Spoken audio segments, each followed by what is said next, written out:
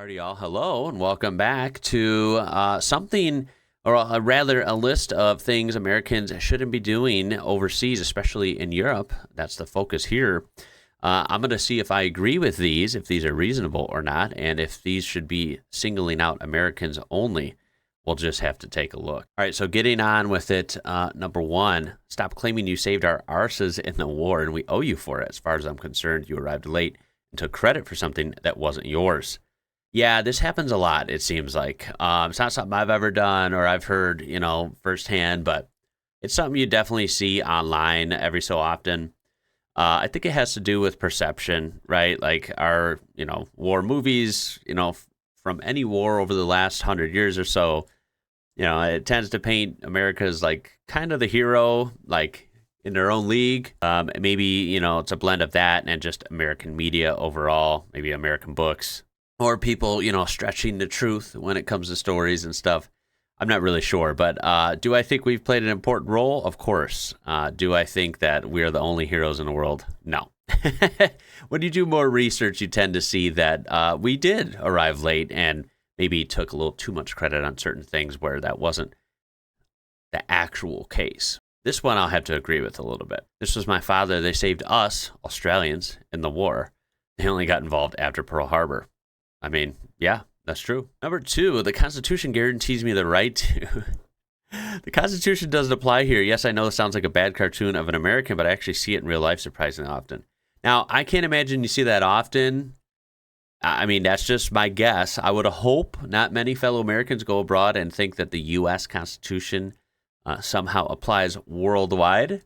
I know for a fact that's not true, and I think most of my fellow Americans would know that's not true. Although, unfortunately, some have proven that they might think something as out there as that. So, unfortunately, I'm sure this actually has happened multiple times. Number three, if you are an American, welcome. If you are American, we don't have oil.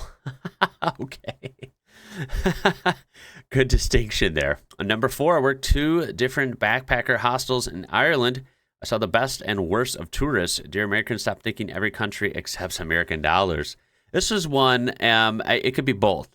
I think people make just ignorant, like honest mistakes where they might think that and they don't mean, bad by it. It's just ignorance, right?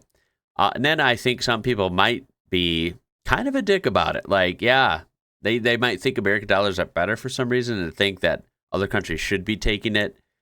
Obviously, that doesn't make sense, but I could picture some people having that attitude. Again, I'm sure it's like a one-time thing, and most reasonable people, including reasonable Americans, would probably learn like, oh, hey, that's right. I need to switch my money out wherever I'm at, and they probably learn and do it, adjust accordingly the rest of their trip, I would hope. They continue, please keep the volume of your voice down, especially in public, unless you enjoy being a target of scumbags and pickpockets.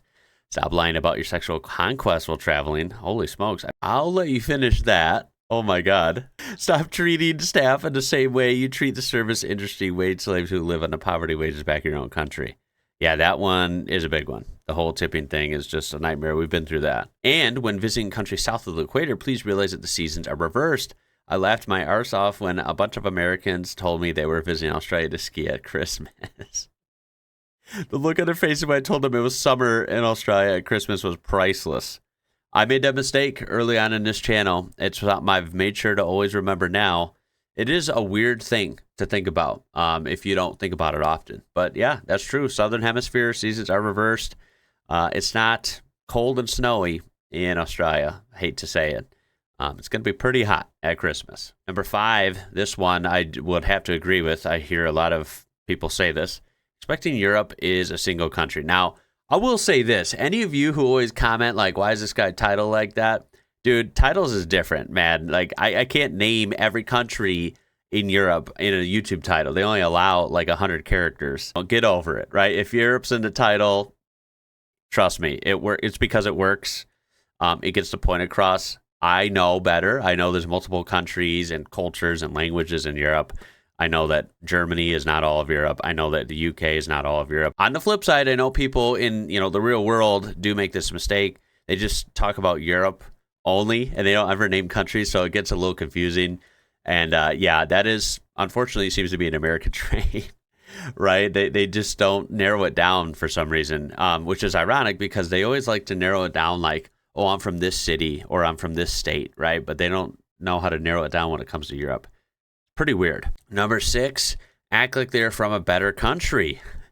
Look, people can think what they want, but these days, you know, America's been in a extremely rough patch for quite a few years now. Going around acting like the US of A is the best country on earth, it just doesn't hold any weight anymore. Just don't do it. Number 7, these 2 American tourists advertised on a European festival message board saying they were coming to the festival and would like to hang out with some people. So my friends and I arranged to meet them. However, they were the most irritating twats I ever met. They spent the entire time criticizing everything and going on about how much better America is. See, this is weird. And this just sounds like annoying, you know, bad people, right? And they could be from anywhere, right? I don't think you could really narrow America down on this. It just happens to be Americans are pretty loud about it if they're like this type of person. And it's a shame.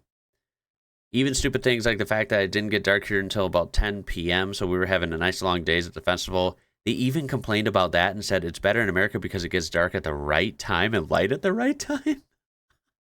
What the hell does that mean?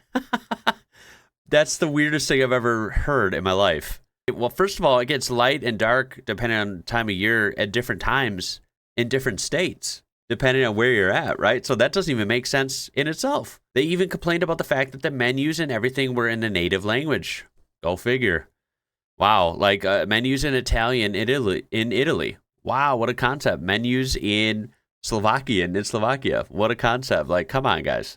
They seriously thought everything in the world was just in English. They complained so much that we thought they were having a horrible time and tried to avoid them as much as we could. I don't blame you. But then they returned to the same festival year after year. Okay, these are some weirdos. Why would they come back if they seem like they're complaining all the time? That's just bizarre. They even criticized the fact that so many people at the festival had dyed hair and said that in America, everyone is natural. What? Have they seen the U.S.? Have they been out in public in any big city in the U.S.? Gotta love this comment. I don't understand people traveling thousands of kilometers, spending a lot of money just to complain the whole time. Yeah, I don't either. These people sound just like a mess. They sound insufferable. Number 8, when Americans are convinced they're European nationality because of the distant relative and proceed to tell everyone. Once had American students from a church group on a trip to Europe. They were quirky to say the least and pretty much acted like they were from the High School Musical. They walked around in tartan, introduced themselves as Scottish American to anyone who even glanced in their direction, as a number of them had distant relatives from Scotland. And talked about Scotland like they were born here. I've never cringed so much in all my life. Oh, that's tough. Yeah, I only even ever talk about my so-called like heritage if people really ask. I don't sit here and say like, oh, I'm this or I'm that. I'm American, right? And if people really ask and want to know, then they know that my family has ties to Ireland 100 years ago and has ties to Czechoslovakia 100 years ago. So on one hand, I guess that's like somewhat newer ties because some people have been in the U.S., like their families have been here for 300 years. On the other hand, it's not new because some people have been in the U.S. for 5 years, right? So that's why I just say I'm American. I would never claim like I am actually European just like you. Like that doesn't make sense, right? I bet that does get very annoying. And like people want to explore their heritage. I'm all for it. Just there's a difference. Just don't say that you're literally Italian or you're literally German if you're not from there, right? It's just a little weird. Number 9, when I'm the only person in the room and an Irish passport, everyone claims to be Irish. That's kind of the same as the last one. Yeah, it's very goofy. Number 10, to be honest, not talking to me. I love American tourists. Ask me for directions and recommendations, please. People complaining about loud Americans. Have you met Italian tourists or drunk Brits on holiday in Spain? Don't get me started on Russians on holiday. Okay, so there you go. A little bit of a love for Americans saying, hey, other people can be loud too. I appreciate it. I've always said that. I know that we are probably pretty loud. I don't really tend to think we scream everywhere. I've always thought that's a little bit of an exaggeration, but I definitely think there's other loud people. I don't think we're just the only ones. So I can appreciate this one. All right, I'm going to skip around now and just pick the best ones. We have number 12. Most American tourists I've met have actually been really great, far better than a lot of other tourists and a lot friendlier. I think that one thing is because the UK is relatively small, a lot of people try and jam heaps of cities/towns into 1 week of travel. Just choose one or two and enjoy them. You're not going to do York, Bath, London, and Edinburgh in a week. That's a good point. You know, I think when you've been stuck in one country, like a lot of people have been stuck in the U.S. so long, and they finally get a chance to travel abroad, you know, they feel like they want to see a lot, right? Because they might not get this chance again for a long time. I know that's how I would feel. So I think it's easy to fall, guilty of this. Like you want to see a lot. In reality, they're right. I mean, it's going to be stressful and you're not going to really get to do a lot if you try and see 4 or 5 cities in a week. It's not feasible, right? I get why people want to do it. Like they want to see as much as they can because they know it's going to be a lot different than back home in the U.S. and they want to embrace it. And they might not get the chance, unfortunately, here. It's hard to get out of here with, work culture and travel prices and stuff. It's very hard to get out of the U.S. for a lot of people. At the end of the day, they just got to do what works best for them. I think overall, I agree, doing 1 or 2 cities and really getting the most out of it, taking your time with it is the best option. But for some people, they're just going to want to try and hustle the whole time. Expecting soda refills everywhere they go. That one would be tough. I'm sorry. This is one thing, say what you will. You get used to this in the U.S., getting refills. Yes, I know that it appears a little weird that you would need to get a refill like 2 or 3 times during a meal. It's a little frightening. I get it. It's not the healthiest. It's just what we're used to. And I could see people getting flustered over this. Does it always rain this much in England? Yes, it does. Or how come you don't have a cute British accent? Like the one the Queen has, because not everyone speaks RP.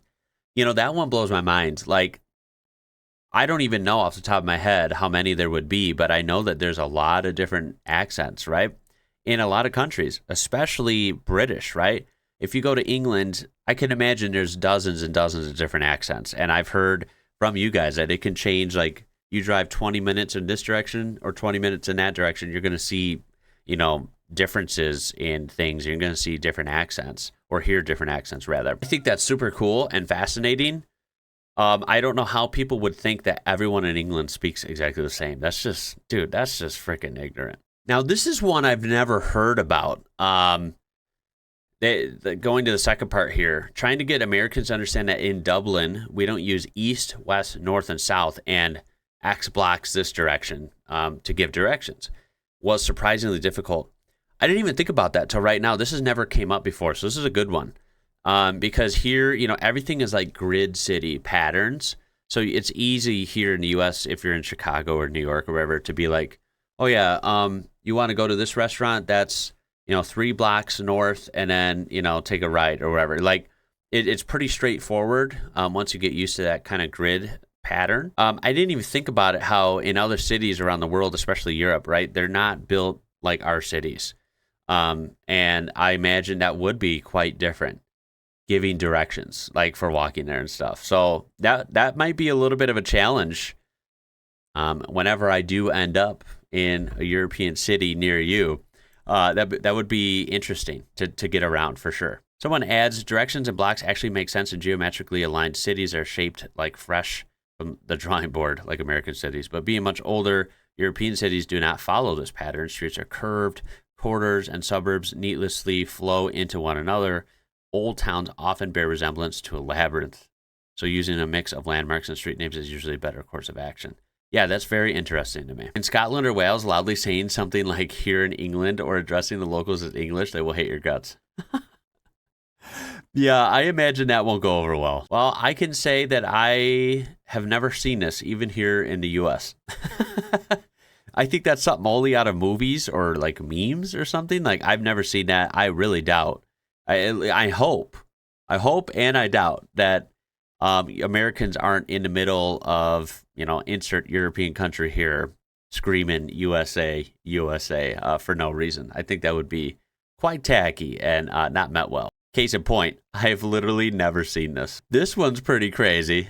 I was backpacking through Italy a few summers ago and was standing in line to leave my bag in a locker at the Florence train station since I had a good 5 to 6 hours to kill before my next departure. The lockers were manned by a couple of guys who used a sort of coat check / ticket system for €1 or two. Anyways, this American father and I'm guessing 13-year-old around their son were in line behind me, and I heard the boy ask, "But what if they steal our bags?" To which the father responded, "Oh, don't worry about that. And besides, if they do, we'll sue them." He wasn't joking. It was the hardest I've ever cringed at another American while traveling. Leave it to the Americans, A, to be worried about stolen stuff. Yeah, I think theft can happen anywhere, of course, but, usually if you're traveling outside of America, obviously it depends where, but, a lot of things aren't maybe stolen as much in other countries, right? You always have to have your head on swivel here, right? The crime is very annoying, of course. So that extremely high American petty crime is just kind of stained in them, and that's sad, right?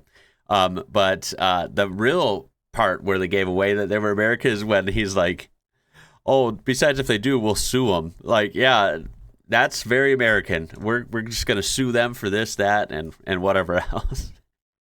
If you do this, I'm gonna sue you, right? Like, everyone loves to throw the litigation threat out there, right? Like, we love to sue over here, and it's pretty crazy. I think that's something that's not as common in other countries. 25, be loud. Wear lots of American paraphernalia. Yeah, wearing American head-to-toe things would be a little bizarre in another country.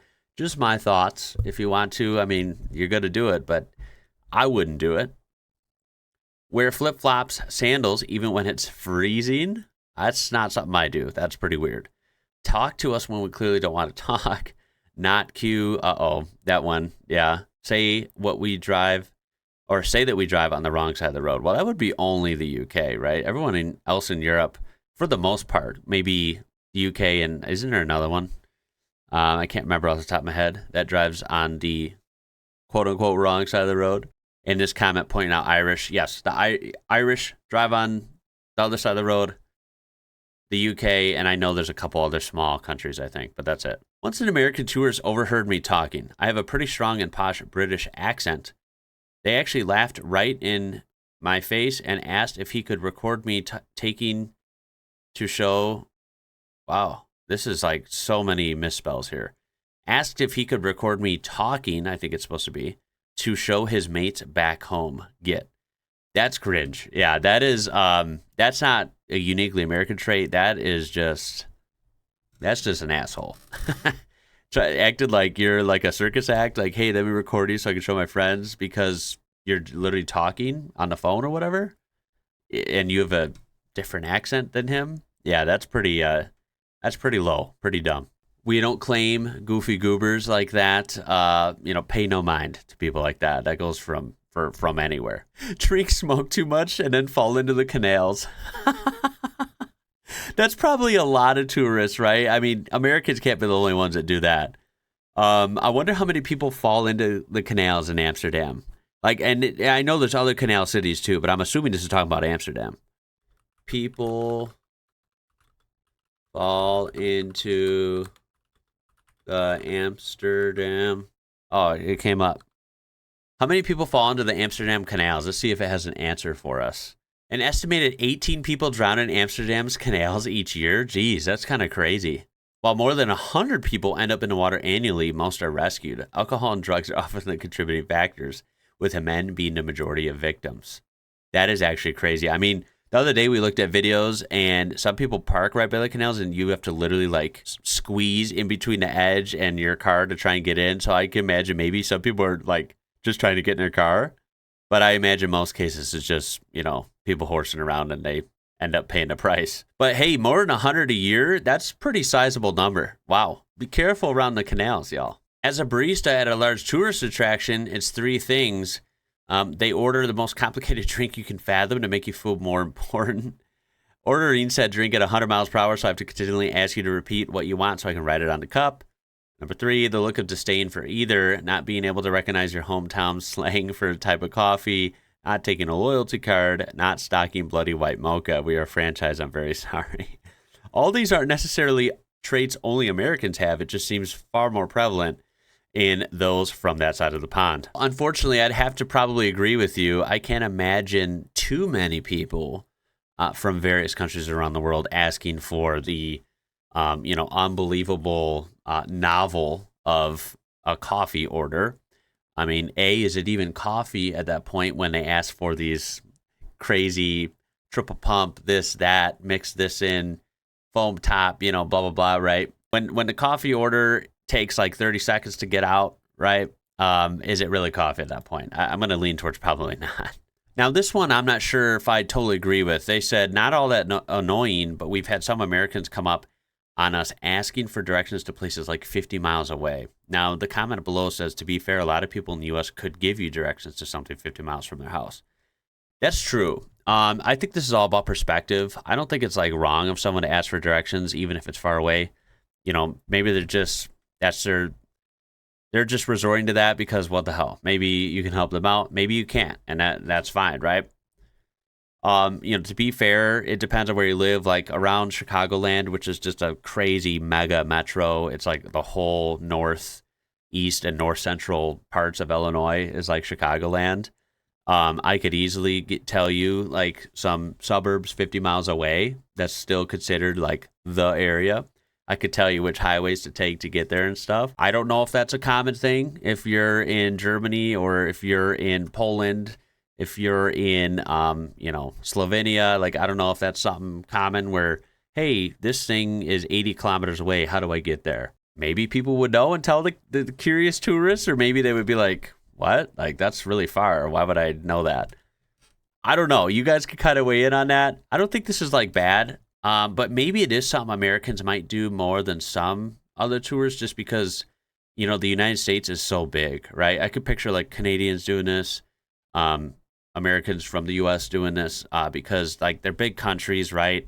And driving 50 miles is like not a big deal to us. Like that could be a daily commute for someone. Walking on bicycle lanes. I would probably do this on accident. I got to make sure I watch that type of stuff. Saying cheers and mate, it doesn't work. Just be yourselves. Now, you know what? At the end of the day, yeah, the best bet is always to be yourself, right? This one I don't agree with. Travel in a herd of other American tourists.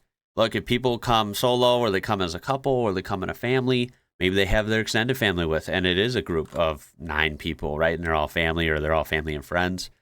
Again, what's the big deal? I don't see the big deal as long as they're conscious, right? Like they're not purposely trying to mess with people or like clog up areas. I can see that being a little bit annoying, but as long as they're conscious, what's the big deal? I definitely know for a fact Americans aren't the only nationality that travels in groups. Anyone from any country has done that, I'm sure. And we have some love at the bottom for Americans saying too much hate for, Americans are annoying, blah, blah, blah. I agree. It does come up a lot. But there's some things we're good at, right? Most people say that most Americans they met were well-behaved, thoughtful, polite, genuinely interested in the local culture, elsewhere. There are the occasional jerks, but I can say that about people from any country. I also tended to live in places where tourism in general was more complicated. So when I was living in East Africa or South America, the tourists were often eco-tourists or students. When I was living in Asia, it's expensive for Americans to get there, so the ones who came tended to be well-educated already and we're in smaller groups. I think maybe tourists in Greece might be coming in large groups, and large groups are always annoying. See, that's just a matter of opinion. But it is nice to think that a lot of people do have good experiences with American tourists. I'm glad to hear that. I'd like to hope that I would be kind and respectful and try to be, reasonable volume level and all that. I'm going to try my best in my travels, that's for sure. But we are going to cut it there. I hope you enjoyed that. There were some different ones in there that were actually kind of interesting, especially when it comes to like some infrastructure tropes, right? The bicycle lane stuff and, the giving directions. I never thought that would be something that might be a lot different in other countries, but it actually makes sense. It's just not one of the obvious ones you would think of at first. And so I found that kind of fascinating as well. These are great videos for comments, so I'll be anxious to see what you all have to say down below. I hope you enjoyed it. I do appreciate you watching, and we got a lot more awesome videos coming this week, so stay tuned. Hopefully, I'll see you in the next one. My name is Ian. You're watching IWrocker. Until next time, y'all. Catch you later.